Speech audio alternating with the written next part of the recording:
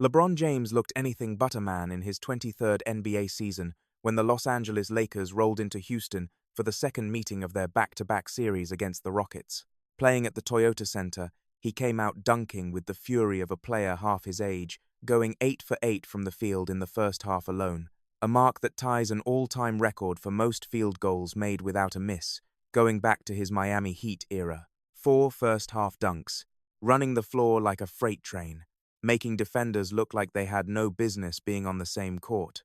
After the game, Lisa Salters caught up with LeBron courtside, and even the king himself seemed caught off guard by what he had just done. He admitted he woke up feeling tired and worn down following the previous night's game, arriving at the arena with heavy legs and a foggy head.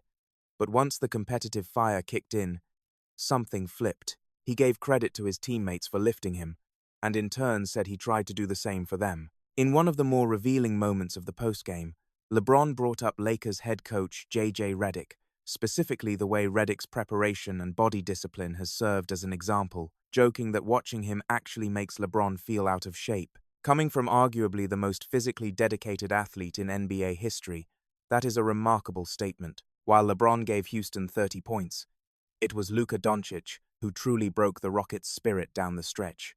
Doncic finished with 40 points, and at one point was caught talking to a fan in the stands while simultaneously dribbling the ball before stealing it, taking it the other direction, drawing a foul, and continuing to jaw at the crowd without missing a beat. Someone poked the bear.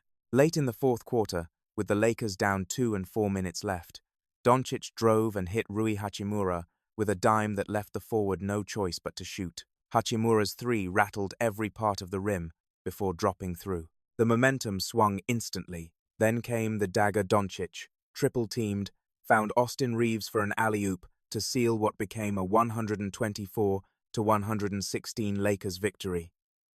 Doncic's fifth dunk assist of the night. After the final buzzer, LeBron greeted his young co-star with a headbutt to the chest. That image said everything. On the first take set, ESPN analyst Kendrick Perkins opened up about a message that had been relayed to him through his own sons, who attended the game and ran into JJ Redick backstage. Redick, apparently aware that Perkins had been publicly critical of his coaching, sent back a pointed message through Perkins' family. "Tell your Perk to stop talking about me." Perkins, not one to back down, took the message in stride and then proceeded to hand Redick every single flower he had been withholding. He pointed to DeAndre Ayton, a player who was not getting meaningful minutes just 2 or 3 weeks ago, and is now a crucial piece to the Lakers' late-season push. He pointed to Marcus Smart, who has found a renewed identity under Redick as a timely three-point shooter, a decision-maker, and a defensive stopper. He pointed to LeBron's body language, which Perkins always uses as the truest barometer of where the team is mentally. His conclusion was direct. JJ Redick has the locker room's attention again. The players are trusting the system. Analyst Windy offered a complimentary read, focusing less on individual brilliance and more on the formula the Lakers appear to have discovered. During their current 7-game winning streak, Doncic has talked less to referees and committed more on defense, giving more effort on the switching schemes that JJ Redick has installed.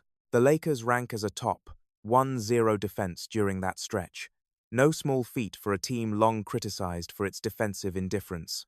LeBron, meanwhile, has seen his shot attempts dip, but his field goal percentage climb, a sign that he is being more selective, playing within the system, and taking only the shots that truly belong to him within the offense. The formula, Windy argued, is becoming sustainable. She went further, saying she can now clearly see a path where the Lakers win a playoff series, and perhaps more importantly, a path where LeBron has a meaningful future with this team beyond the current season, if he can continue playing this brand of basketball alongside Doncic and Reeves. Perkins, weighing in on Doncic's ceiling specifically, was characteristically emphatic. In his eyes, Doncic is already a top 1-0 scorer in the history of the game. He drew a comparison to James Harden during his peak Houston years, though noted that Doncic's ability to create separation and knock down daggers from 3 in clutch moments goes beyond anything Harden produced at the same stage. The step-back threes, Perkins insisted, deserve their own dedicated study. As for how far the Lakers can go in the playoffs, Perkins put the ceiling at the second round, citing likely matchups with the Oklahoma City Thunder or the San Antonio Spurs as the wall this team would eventually run into. The victory came with a cost, however. After the game in Houston, the entire Lakers party did not arrive at their Miami hotel until nearly 4 or 5 inches the morning local time, following an 8:30 p.m. departure from Texas. With a game against the Miami Heat looming that same night, the injury report listed all 3 of the team's key players, LeBron James with left foot arthritis, Luca Doncic with a hip issue, and Austin Reeves with a right forearm concern as questionable. Reporter Dave McMenamin confirmed from Miami Beach that the team would be evaluating each player closer to tip-off, with the trade-off between playoff positioning and player preservation hanging in the air. Meanwhile, the Heat enter this matchup with something to prove. Miami sits just a half game out of the 6th seed in the Eastern Conference, and the gap from 6th to 10th place is razor thin. The Heat watched the Lakers play the night before, and they know the fatigue that will be waiting for their opponents when the opening whistle blows. This is essentially a playoff game for Miami in terms of urgency. Eric Spoelstra remains one of the most respected coaches in the league, and Bam Adebayo has been the engine of their offense, having recently dropped 83 points in a dominant performance just days ago when the Lakers were in town. Tyler Herro, averaging 21 points per game on the season, has yet to deliver the signature moment that would announce him as a true playoff difference maker. That night in Miami could be the stage. For LeBron himself, the game in Miami carries its own historical subplot. He played in his 1,610th career game in Houston, and if he suits up against the Heat, he will tie Robert Parrish, known as the Chief, for the most games ever played in NBA history. It is the kind of milestone that would normally dominate headlines, yet somehow fits naturally into the backdrop of a LeBron season that keeps producing chapter after chapter.